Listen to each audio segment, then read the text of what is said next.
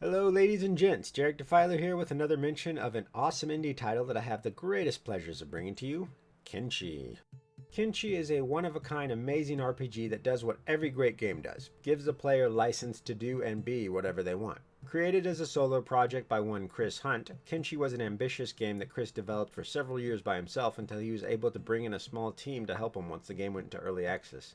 And boy, what a game. The fact that this complete stud took on this project and dedicated himself to it for years without giving up proves what a labor of love it was, and it shows. I tend to gush over games that are made by gamers for gamers, and Kenshi is definitely in that category.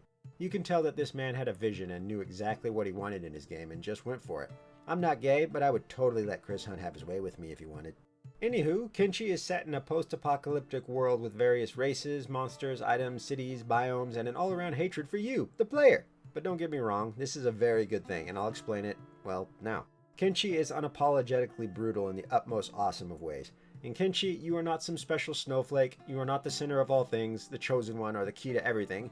Nope, in Kenshi, you are the NPC. You are the scum at the bottom of the barrel, and you must work your ass off to get to the top, and it is a fantastic, fun ride doing so. However, the interesting part is, you don't really play just a character or characters so much as a faction. Yes, you control your characters, but ultimately you are a faction that must make its way through this harsh and unforgiving world. At the start, you will find yourself getting slaughtered by basic dogs or goats running around, not to mention raiding parties of starving bandits or cannibals, but the beauty about Kenshi is that with each and every defeat comes experience, knowledge, and progression. Kenshi has an XP leveling system that is borderline perfection. The reasoning behind this claim is that because everything you do, no matter what, is rewarded. You lose a fight and get your ass kicked? Good. You now have some extra points in your toughness skill, making you tankier for next time. You fail at stealing something? Good. Run away from the guards and gain some experience in athletics. You get knocked out and put in jail? Awesome. Not only are you getting your dodge and toughness skills leveled up, but now you have the opportunity to improve your lockpicking skill by busting out of your cell. The only way you can truly lose is if your character outright dies, which is much harder than you think. Why so? Because your characters are actually very resilient, when it comes to death anyways. Don't get me wrong, they will succumb to some horrible fates, much like this guy who had the misfortune of losing a leg. It happens. Your guys and gals will lose legs, arms, blood, their equipment will be stolen from their unconscious bodies and more, but they can and will always come back if you keep them maintained through healing and whatnot. And when you lose a limb, you can actually replace it with far more powerful or faster mechanical limbs that will have your characters become a cyborg death machine or super fast and agile machine ninja if you so wish. The options are insane and just loads of fun, but you have to earn them and you have to work to keep your character from flatlining. This is done by keeping bandages and splints on your team or person, so when the fight is over and you come back from being unconscious, you can heal and fix your crew, which also levels up their medic skill, by the way. Always a reward. Speaking of teams, they are entirely optional if that's the way you want to play. You can go through the entire game playing just one character, or you can build a literal army of dozens or even hundreds when modded. Unmodded, the cap is at 30, but you can get it up to 256 with a mod, which I highly recommend, because why not? And you can individually control each and every character or the entire group at once if you wish. You can do it all. There's also an option to create teams within your faction so you can categorize everyone if you want to. It's very accessible and intuitive. It might be a little clunky at the start and take some getting used to, but once you do, it works rather well. I've had games where I built entire trading villages with hundreds of characters where caravans of NPCs would come in and go to my shop, and then trade goods built from my bustling economy and factory of farms and blacksmiths. I've also had duo assassin nomad games where I just have a group of 2 to 4 people running around taking out bounties and bandits with no home or village at all. This is where the game shines, player agency. Kenshi gives you the license to be whatever you want. And how do you achieve this? Is it by passing some boring tutorials teaching you how to punch? Is it by forcing you to do some challenge or achievement to unlock the ability to kick or choose a role? Or is it by some arbitrary progression wall limiting your abilities until you reach a certain point? Nope, none of that crap. You achieve all your goals by simply playing the game. Crazy, I know. As mentioned before, everything you do is rewarded in some way, so if you want that super fast ninja assassin, then get running and bopping people on heads from stealth. It will take some time, but you will eventually find yourself being a hyper-sprinting knuckle bopper in no time. Want a tanky, heavily armored character with a giant two-handed sword? Then throw some armor and a sword on them and have them face tank a pack of dogs. They'll get their asses kicked, at first. Maybe even lose a limb or two if you're not careful, but you'll see their levels grow as well as their strength, and soon you'll have a powerhouse of a tank slaughtering their way through waves of enemies. Every meter ran, every punch sent flailing, every cactus harvested, every hit taken or dodge will contribute to your experience progression in that skill. And the sheer number of options here in ways of skills, attributes, professions, and crafts are astounding. Medics, engineers, crossbowmen, runners, assassins, traders, ranchers, blacksmiths, slavers, mercenaries, farmers. You can have it all, be it all, and it's awesome. All you have to do is play. You can even assign and queue up jobs for each character, giving them a role in your faction, such as a miner or farmer. So instead of just standing around, they'll be running about collecting goods and creating new toys. It's fantastic. But it doesn't stop there. Of the several playable races in the game, each has their own unique bonuses, weaknesses, and strengths that contribute or take away from their builds and playstyles. For instance, the Hive Princes are exceptionally fast, dexterous, and intelligent, while also being immune to acid, making them great runners and engineers. But they're fairly bad melee fighters at the start because their brittle little bug bones snap like twigs in the most brisk of summer winds.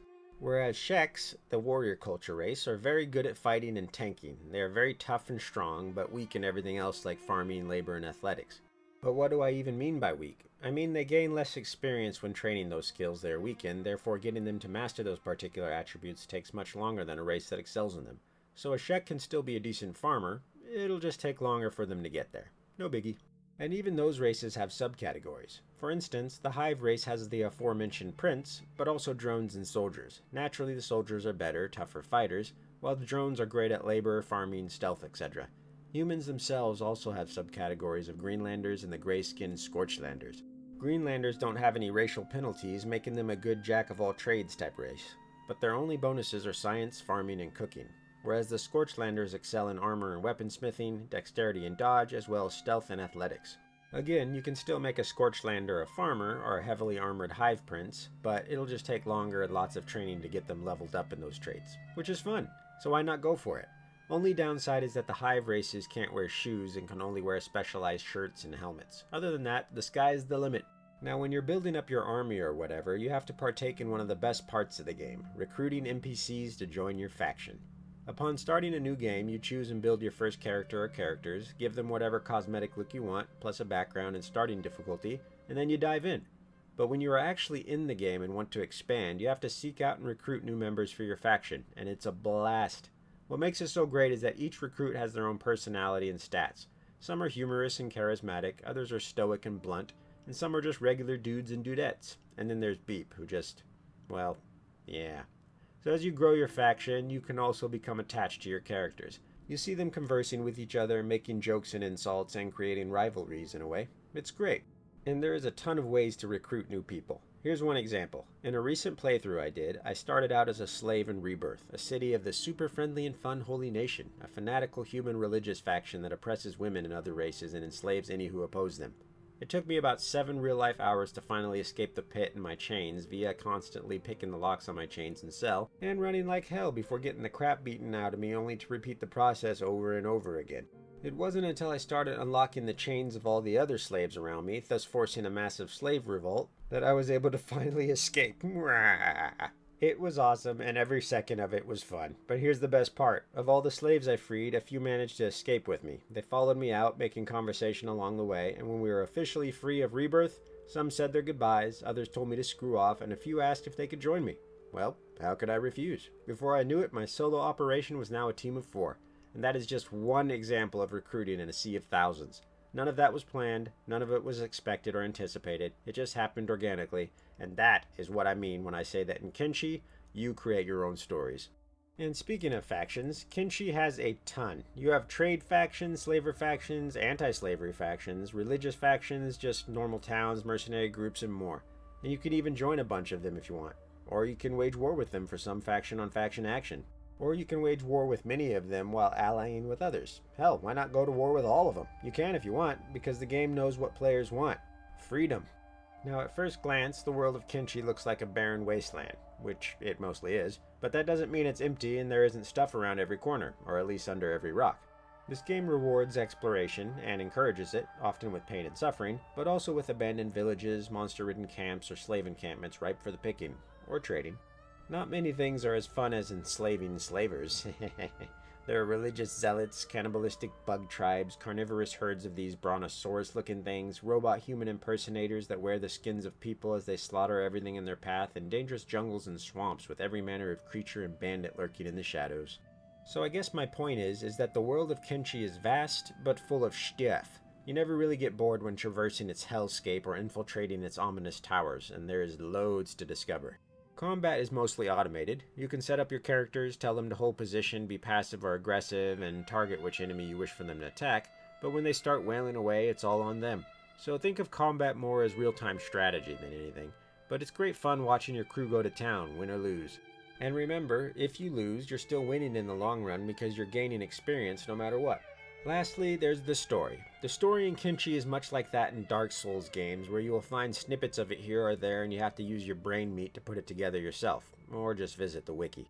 In big open-world sandbox games like Kenshi, I tend to put the story on the back burner in favor of gameplay, so I have to be honest and say I just never looked into it. But it's there, and from what I gather, it's fairly decent and pretty deep. But I can't give my opinion on it because I just never took the time to investigate, so my apologies. I have failed thee. There is so much more I can go over here, like the complexity of NPC logic and roles in the world, the intricacies of each faction, the physical changes of your characters based on if they're starving or not, the hierarchical structures in cities and factions, but we'd be here all day and this video is already long enough.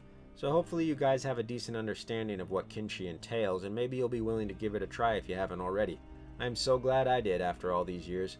Don't let the graphical style scare you off. This was a very ambitious project and Chris Hunt had to cut some corners somewhere. I, for one, always put gameplay before graphics, so it doesn't bother me in the slightest that the game looks a little ugly. But I know many of you out there may find that to be a deal breaker. But please, if you find this sort of game interesting, don't let that hinder you. Give it a go and you won't be disappointed. You'll soon find yourself on a 4-day bender, stomach growling from hunger, veins choked from dehydration, and your butt hairs melded within the fabric of your gaming chair, while your parched eyes remain locked on the screen as your cracked lips part and an utterance comes forth of, "Just 5 more minutes." So thanks for watching. If you like this video, please be sure to give it a thumbs up and share it to spread the good word of Kenshi. And feel free to subscribe for future videos. It'll really help me out. If you didn't like it, the thumbs down option is right there, and I'll try to do better next time. And as I'm a big fan of video game soundtracks, I'm going to leave you with a little snippet from Kenshi's. Composed by Cole Hicks of Cole Audio Solutions, Kenshi's soundtrack boasts a very atmospheric and ambient haze that really captures that feeling of the brutal and dreary world of Kenshi.